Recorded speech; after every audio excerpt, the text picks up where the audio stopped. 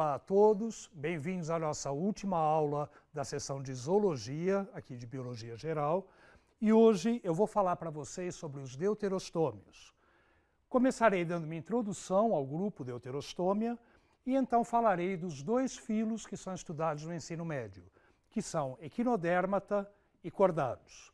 Os cordados são particularmente importantes porque há dois subfilos que são chamados protocordados, e depois o terceiro subfilo é chamado Craniata, e, exceto pelas feiticeiras, esses animais, além de crânio, apresentam também coluna vertebral. São os chamados vertebrados.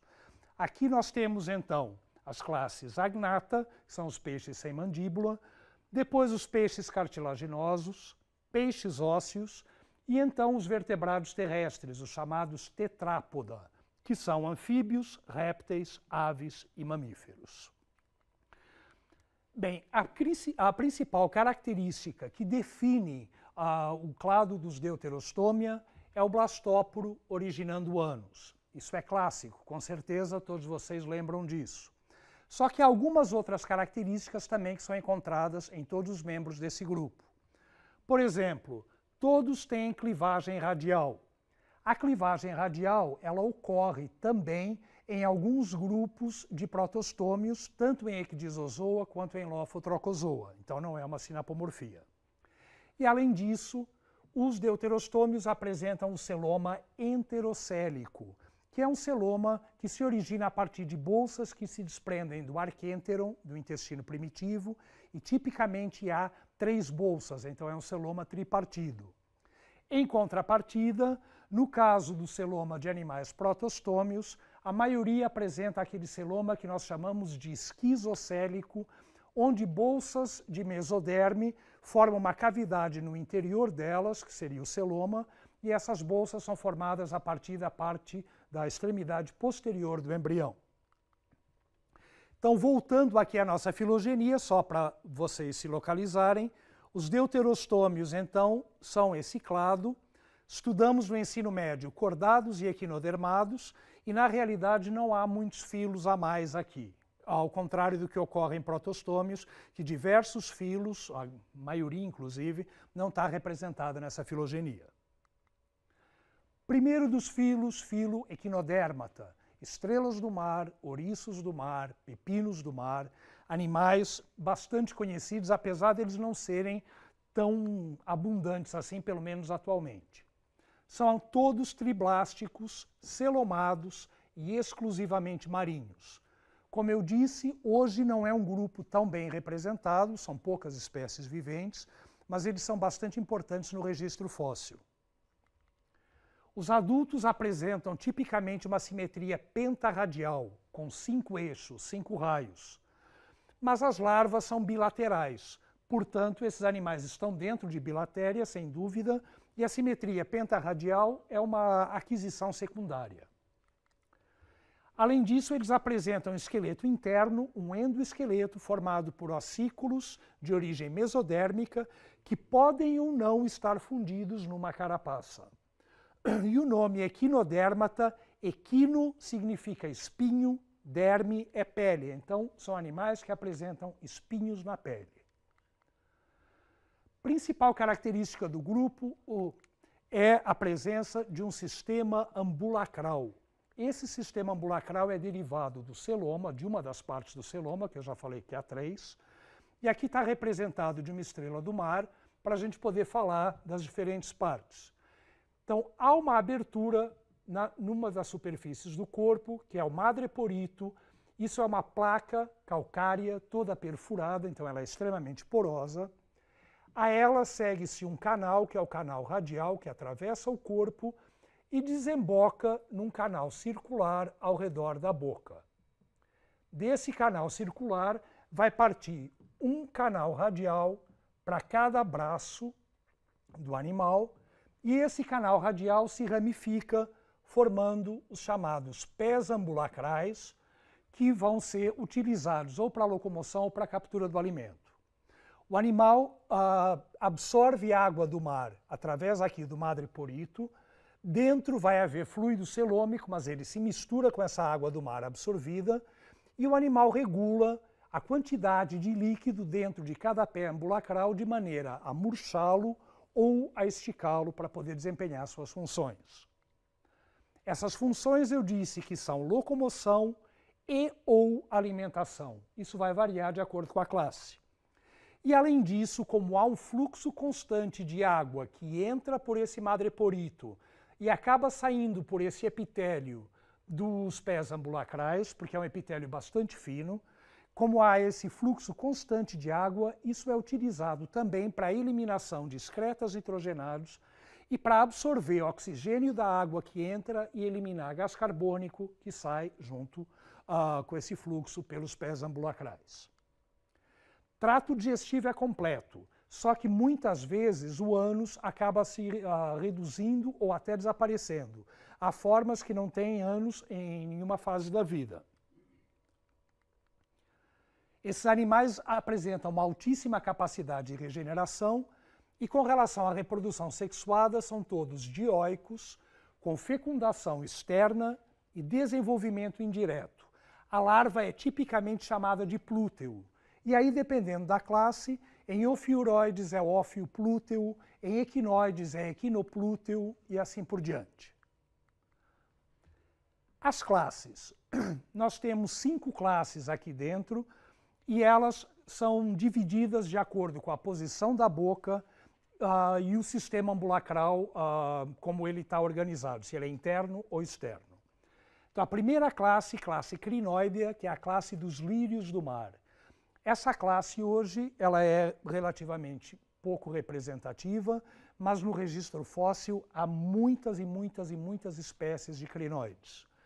Eles apresentam a boca virada para cima, no centro aqui desses braços orais, e na parte inferior eles apresentam esse conjunto de cirros que eles usam para se grudar no substrato. Então eles se prendem ao substrato e ficam com os braços orais aqui em cima, a boca bem no centro dos braços orais. O sistema ambulacral ele está exposto nesses animais, ele é aberto, está aqui na superfície desses braços. E ele vai ser utilizado apenas para filtração de alimentos. Segunda classe, e realmente esses bichos, não há quem não goste deles. Tipicamente eles apresentam 5 braços, apesar de que muitas estrelas apresentam um número muito maior de braços, mas esses braços eles aumentam progressivamente de grossura em direção ao disco central. O ambúlacro é aberto, só que a boca agora está virada para baixo. A boca está aqui no centro, ela fica virada para baixo. O único grupo com boca virada para cima são os lírios do mar, são os crinoides. Todos os demais já têm a boca justaposta ao substrato.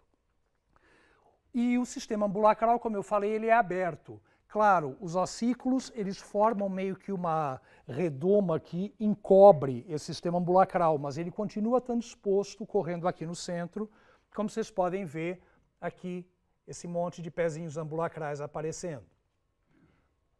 A digestão ela é extracorpórea nesses animais, isso é bastante curioso.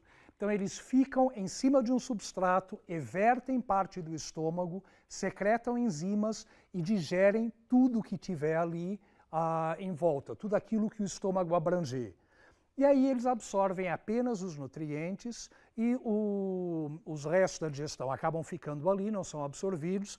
E nesses animais o ânus ele é bastante reduzido, mas pode estar presente, embora algumas espécies já nem o apresentem. Terceiro grupo, ofiuroides, e a partir de agora o ambúlacro é fechado. Crinoides e estrelas do mar têm ambúlacro aberto. Agora as outras 3 classes têm ambúlacro fechado. E os ofiuroides eles são bastante semelhantes às estrelas. Só que esses braços eles têm uma largura praticamente uniforme, não aumentam progressivamente em direção ao disco oral, como em estrelas. E o disco oral ele é claramente diferenciado. Vejam, alguns ofiuroides têm os braços extremamente ramificados. Mas a grande característica desse grupo é que dentro desses braços existe uma fileira de ossículos articulados. Esses ossículos são chamados de vértebras, claro, nenhuma homologia com as vértebras de vertebrados, Mas os ossículos, então, eles são articulados e isso confere extrema mobilidade a esses animais. São os únicos equinodermos que são bastante ágeis. E eles, então, enrolam esses braços em pedras, em algas, em conchas e vão se deslocando e se movendo ativamente pelo substrato. Quarto grupo, equinoides, os ouriços do mar, apresentam a boca virada para baixo também, ambúlacro fechado, como eu disse, agora todos os grupos vão ter ambúlacro fechado, e o sistema ambulacral é usado apenas para a locomoção. O esqueleto está fundido, formando uma carapaça. E há dois grupos aqui dentro, os chamados ouriços regulares, que têm a boca contra o substrato e o ânus do outro lado, na chamada superfície aboral, e os ouriços irregulares, que são as bolachas da praia, que apresentam boca e ânus, ambos no lado virado para o substrato. O último grupo, os pepinos do mar, as holotúrias, eles meio que deitaram em um dos lados, então eles reverteram aquela simetria pentarradial para uma simetria bilateral. E dessa maneira, tanto ânus quanto boca estão cada um em uma extremidade e os dois virados para o substrato. O sistema ambulacral aqui é usado tanto para a locomoção, vocês veem os pezinhos ambulacrais aqui, para a locomoção, quanto forma essa coroa de tentáculos ao redor da boca, que podem ser recolhidos, então podem não ser visíveis, e essa coroa de tentáculos é usada para a captura de alimento. O esqueleto é extremamente reduzido nesses animais, então a derme ela vai ser muito grossa, um tecido conjuntivo bastante rijo, bastante espesso, e os ossículos eles estão simplesmente dispersos nessa derme. Não forma carapaça nem nada parecido. E então chegamos ao filo dos cordados, onde estão os vertebrados, e por causa disso, o filo, sem dúvida, de maior apelo para nós. São triblásticos, celomados, bilaterais. Apresentam notocorda, de onde vem o nome cordata. Vejam, essa notocorda em vertebrados dá origem à coluna vertebral. Mas nos primeiros, ela era meramente um bastão flexível que fica ao longo do corpo do animal, longitudinal. É uma estrutura bastante flexível, mas do mesmo jeito que aquela cutícula de nemátode que eu falei, ela é indispensável para a locomoção, porque a musculatura contrai e deforma esse bastão, e ele tende a voltar à posição original sem qualquer gasto de energia. Então a função inicial seria essa, da notocorda, e aí depois acabou se desenvolvendo toda a parte esquelética e formando a coluna vertebral. O tubo nervoso ele é oco e ele é dorsal à notocorda, e ele é dorsal no corpo do animal. Isso em oposição a praticamente todos os filos de invertebrados, onde o tubo nervoso é ventral. E uma outra característica é que os cordados apresentam fendas na faringe. Então vai haver fendas, aberturas na região da faringe. E esses animais eles se alimentam ingerindo a água, e a água sai por essas fendas faríngeas. Quando a água sai, realiza as trocas gasosas e, além disso, ela é filtrada e o alimento é retido. Há 3 subfilos, como eu falei no início dessa aula, 2 deles dos chamados protocordados, que são urocordata e cefalocordata, e o terceiro são os craniata, dentro do qual se encontram os vertebrados. Primeiro deles, então, urocordata, são as chamadas assídeas e salpas. Esses animais eles podem ser chamados de tunicados, porque eles têm uma túnica ao redor do corpo. E essa túnica ela é aberta apenas em 2 lugares, os chamados sifões inalante e exalante. O sifão inalante está conectado diretamente à boca, então a água entra e já é imediatamente engolida, vai para a faringe, sai pelas fendas faríngeas e aí é eliminada por esse sifão exalante. Vocês podem ver várias formas aqui, muitas vezes há formas coloniais, onde o sifão exalante é um único e há diversos indivíduos, cada um com o seu sifão inalante ao redor dessa estrutura central. As assídeas, elas são todas sésseis, e aqui é uma assídia bastante comum aqui no litoral de São Paulo, grudada a pedras, chamada Faluzia nigra. E esse animal, a túnica dele é preta, é extremamente espessa, e esse animal, ele parece, na hora que a gente está mergulhando e vê isso, a primeira sensação é que isso é lixo, é um pedaço de pneu, é uma borracha que está ali, grudada na pedra. Só conhecendo, e na hora que você chega perto para olhar, é que você reconhece que isso sim é um animal e é uma assídia.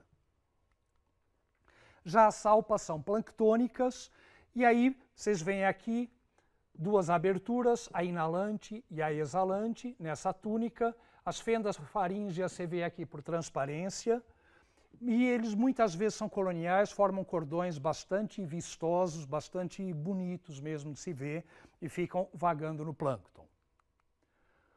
O outro subfilo, cefalocordata, o chamado anfióxo, ele vai apresentar fendas da faringe abrindo-se para dentro de um átrio, e aí um poro para poder eliminar essa água. Então a água entra pela boca, vai haver tentáculos para barrar a entrada de partículas de areia, por exemplo, ou pedras, ou alguma coisa que não sirva e que possa obstruir esses canais, e a água é então eliminada pelo átrio. Vejam, nesses animais a notocorda ela é persistente no adulto, então a notocorda está presente na vida inteira. Nos urocordata, o nome urocordata já diz, uro é cauda, então a notocorda é só na cauda, e é na cauda da larva, ou seja, os adultos, as assídeas, as salpas, não têm notocorda, a notocorda só existe na fase larval. Aqui no anfióxo a notocorda existe na vida inteira. E eles são também filtradores, vivem parcialmente enterrados no sedimento, então você vê, eles só põem a região anterior para fora, que é exatamente para poder absorver a água. E aí chegamos aos craniata, aos animais que têm crânio. Esses animais são as feiticeiras e todos os vertebrados. Os vertebrados apresentam, além do crânio, apresentam umas barras de sustentação daquelas fendas faríngeas, que são os chamados arcos branquiais, e cuja evolução, cujo desenvolvimento é de importância crucial para a história evolutiva dos vertebrados. E, além disso, tem também vértebras, que são ossículos que envolvem e protegem o tubo nervoso. Primeira das classes, classe agnata. A é negação, é não. Então, esses animais são sem mandíbula. Nesses animais, então, a boca ela tende a ser circular, mas de qualquer maneira não há mandíbula, então o animal não pode abrir e fechar a boca. E, além disso, também não há as chamadas nadadeiras pares. As nadadeiras pares são as peitorais e as pélvicas, que vão dar origem, nos vertebrados terrestres, aos membros superiores e inferiores. Vejam, aqui alguns exemplos, aqui uma reconstrução a partir do registro fóssil, onde esses animais eram extremamente abundantes, em alguma era passada.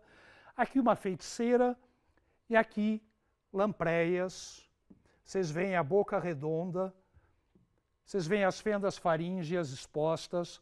Reparem, as lampreias e as feiticeiras são vivas atualmente, elas são bastante diferentes desse padrão ancestral e elas são animais muitíssimo especializados. Para estudar mesmo a morfologia dos agnata, o melhor é o registro fóssil, porque esses animais eles divergiram tanto do ancestral que a gente não reconhece a maioria das características aqui. Por exemplo, eles são detritívoros ou parasitas, enquanto o ancestral era filtrador. Segundo grupo, peixes, ictis, cartilaginosos, condro, representados atualmente por tubarões, raias e quimeras. Aqui já há mandíbula, então qual é a história evolutiva? Acredita-se que o primeiro arco branquial, então aquela barra de sustentação, tenha migrado para a região anterior e formou uma estrutura, então, abaixo da boca, articulada, que podia abrir e fechar. Então, agora nós temos boca. E a presença de boca descortinou toda uma nova possibilidade para esses animais. Agora eles podem morder. Se eles podem morder, eles podem ser predadores, eles podem abandonar o hábito filtrador. E essa é a razão do imenso sucesso que todos os vertebrados, a partir desse ponto, desenvolveram. O corpo é revestido por uma série de dentículos dérmicos. Terceiro grupo, osteíctes. Ósteo, osso, ictes, mais uma vez peixes. Então, agora são os peixes ósseos. Nos peixes cartilaginosos não há mineralização dos ossos, do esqueleto, então só existe cartilagem. Aqui já há mineralização. Além disso, forma-se um opérculo branquial protegendo as brânquias. Se vocês virem o grupo anterior, olha, as fendas branquiais elas eram expostas. Aqui, aqui, você vê aqui embaixo na raia. Já nos peixes ósseos, não. Vai haver um opérculo que protege essas brânquias, elas não estão mais expostas. E o corpo, ao invés de dentículos, vai apresentar escamas. E, além disso, aparece uma estrutura em vários grupos de peixes, que é uma evaginação da faringe, onde o animal deposita principalmente gás carbônico. São gases, mas o principal é gás carbônico da respiração celular. O animal regula a quantidade de gás dentro dessa bexiga pelo sistema circulatório, ou libera ou absorve gás carbônico para dentro dela. E, com isso, ele consegue equilibrar a flutuabilidade dele na água, de maneira a conseguir manter a posição sem gasto de energia. Essa seria a origem da bexiga natatória e vai a razão para que ela fosse mantida ao longo da evolução. Mas acredita-se que, ao longo do tempo, ela tenha dado origem ao pulmão dos vertebrados terrestres. Então, esse órgão foi de importância crucial para a evolução dos vertebrados. Aqui alguns exemplos, um peixe, uma reconstrução do registro fóssil.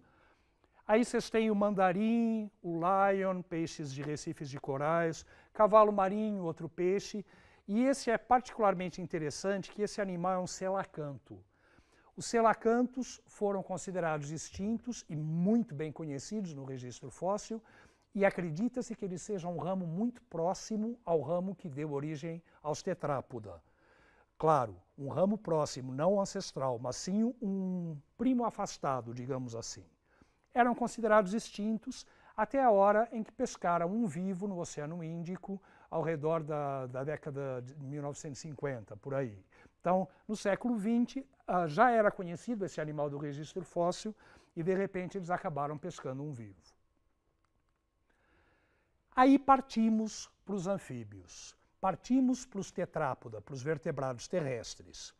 Em todos os grupos de peixes, ou praticamente todos, há formas que utilizam as nadadeiras peitorais e pélvicas para rastejar em cima do substrato. Então, são animais mais bentônicos e que caminham no fundo usando as nadadeiras. Isso ocorreu independentemente em diversas linhagens de peixes. Só que, em alguns grupos que já apresentavam pulmões, esses animais puderam sair da água por tempos maiores, quando, por exemplo, havia pequena quantidade de oxigênio na água, ou até quando a competição na água por alimento estava muito forte, eles passaram a invadir o ambiente terrestre. Com isso, eles podiam se alimentar de sementes, podiam se alimentar de insetos e de outras formas que haviam no ambiente terrestre e que praticamente não tinha nenhum outro organismo que as caçasse. Então, isso deu uma grande vantagem a esses animais. E surgiu o grupo dos anfíbios. No início, os anfíbios eles apresentavam escamas e eram animais que pareciam basicamente lagartos com pernas, peixes com pernas, o que acaba sendo um lagarto quase.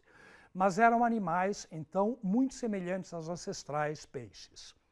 Só que esses animais eles tinham problemas sérios para poder viver no ambiente terrestre. Enquanto não havia nenhuma outra forma de vertebrado aqui, eles se deram muito bem.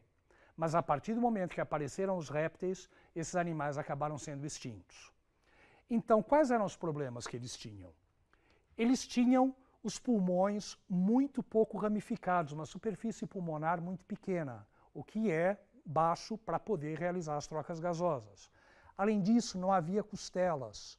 Se não havia costelas, para poder pôr ar para dentro e para fora dos pulmões, era apenas por deglutição.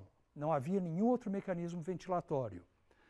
E, como se não bastasse tudo isso, ainda havia mistura de sangue venoso e arterial dentro do ventrículo cardíaco, comprometendo ainda mais a eficiência da respiração.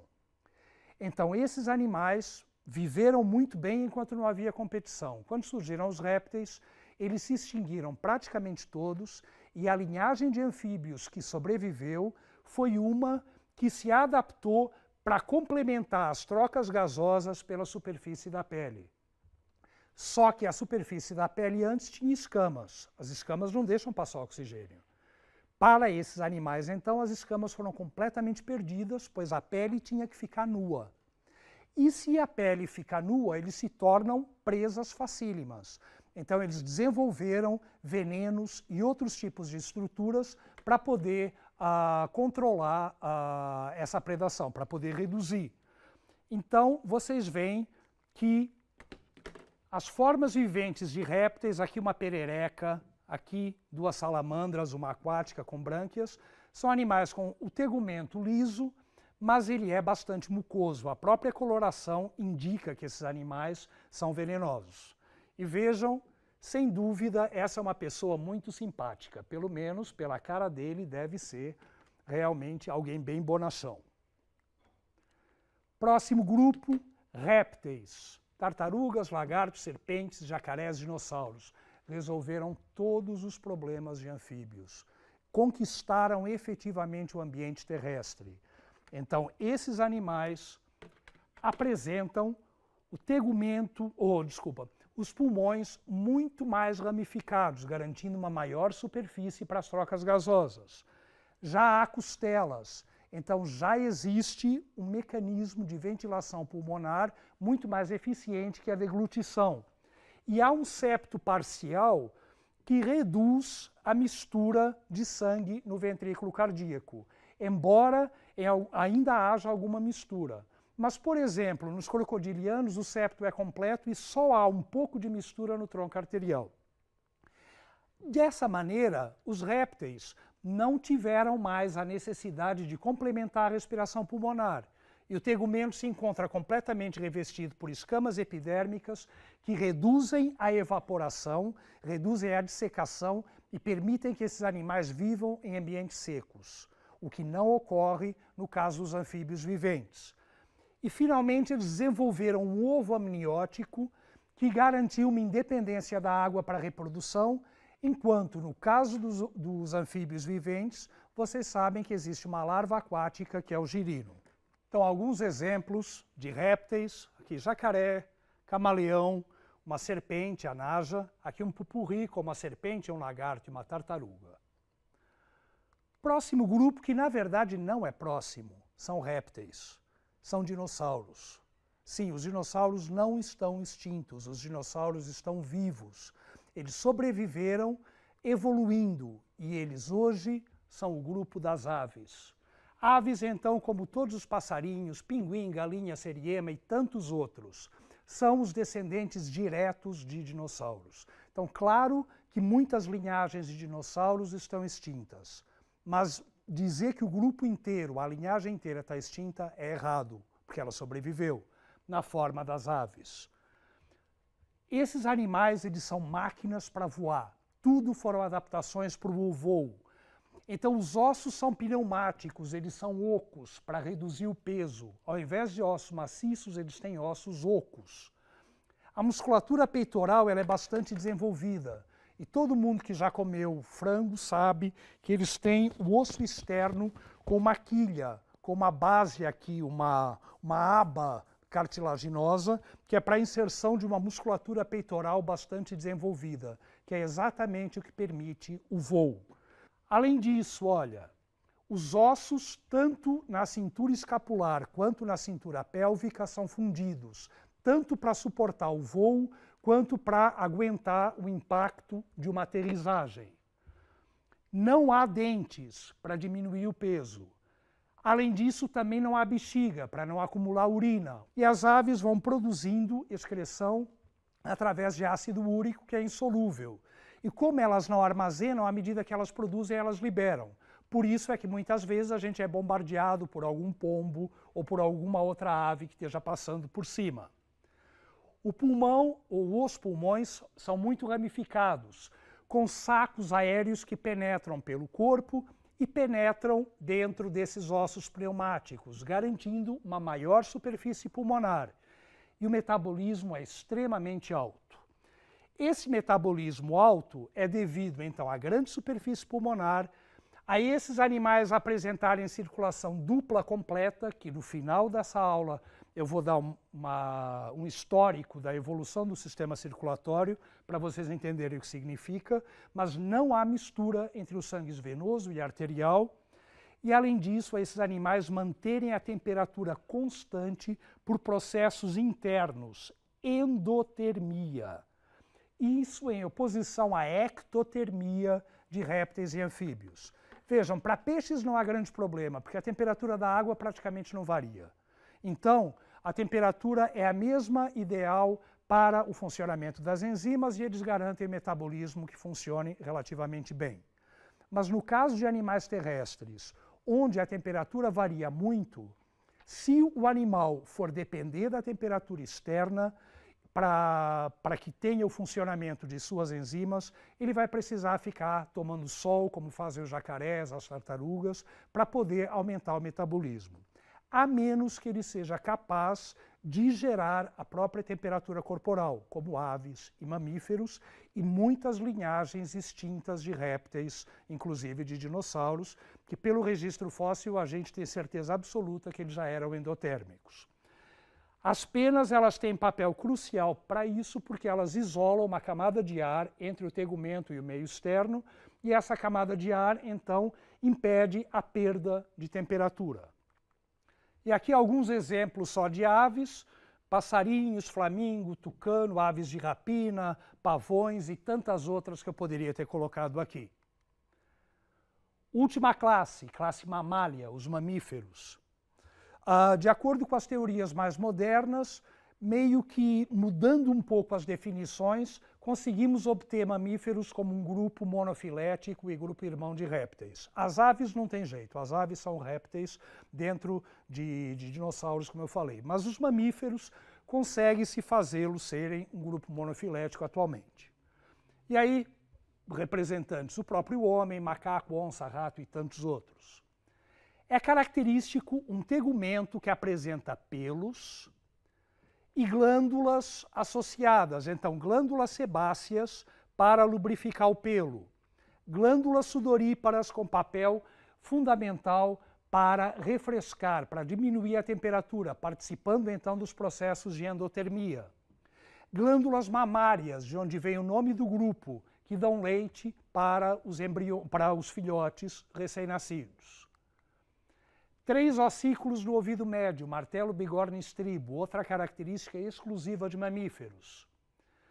E um alto metabolismo gerado por pulmões alveolares, então uma grande superfície pulmonar, muito ramificados, para garantir uma eficiência de trocas gasosas.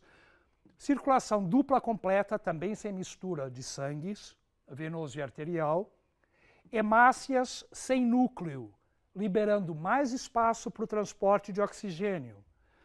E a endotermia, então, onde, entre muitos outros processos, os pelos servem como isolante térmico para impedir uma grande perda de calor, e, por outro lado, glândulas sudoríparas servem para refrescar e tantas outras características. Aqui nós temos 3 grupos, que são os monotremados, que são ovíparos. Nós temos esses animais apenas na região da Oceania. O ornitorrinco e a equidna se reproduzem através de ovos. Os marsupiais, que não têm mais ovos, mas os embriões nascem no estágio bem inicial e ficam se alimentando de leite, ou no próprio ventre da mãe, ou dentro de uma bolsa especial, que é o chamado marsúpio, de onde vem o nome, ou então os placentários, que têm placenta e o embrião termina o desenvolvimento dentro do corpo da mãe e já nasce pronto. Para concluir, eu só quero falar então da evolução do sistema circulatório para vocês entenderem o que são circulação simples, dupla incompleta e dupla completa. A circulação simples é de peixes e significa que o sangue passa uma única vez pelo coração a cada volta pelo corpo. Vejam, vocês devem ter aprendido no ensino médio que o coração de peixes tem duas câmaras, átrio e ventrículo. Pois se aprenderam, esqueçam, porque isso está errado. Para os zoólogos, há pelo menos 3 câmaras cardíacas, que são o seio venoso, o átrio, o ventrículo. Pode haver uma quarta, que é um bulbo arterial. Mas, de qualquer maneira, o importante é que esse coração é linear. Então, o sangue ganha pressão quando o coração contrai, ele vai para as brânquias com alta pressão, só que aí ele se capilariza para poder fazer as trocas gasosas, ganha oxigênio, mas perde pressão, e circula pelo corpo inteiro com essa pressão baixa, de maneira que a musculatura do corpo é essencial para que esse sangue possa voltar ao coração. Essa é a circulação simples. A circulação dupla ocorre quando o sangue passa 2 vezes pelo coração a cada volta pelo corpo. Então, ele, depois de se oxigenar, ele volta ao coração para ganhar novamente pressão. No caso da incompleta de anfíbios, nós temos 2 átrios e um ventrículo. Vejam, é quase como se aquele coração tubular de peixes tivesse se dobrado. Mas o fato é que a gente tem um átrio direito, onde chega o sangue venoso vindo do corpo, um ventrículo que manda esse sangue para o pulmão para se oxigenar.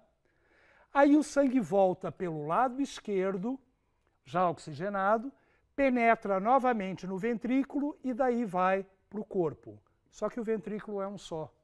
Então, aquele sangue oxigenado que acabou de vir do pulmão vai se misturar com aquele sangue venoso que veio do corpo. Ou seja, é praticamente dividir ao meio a eficiência da respiração.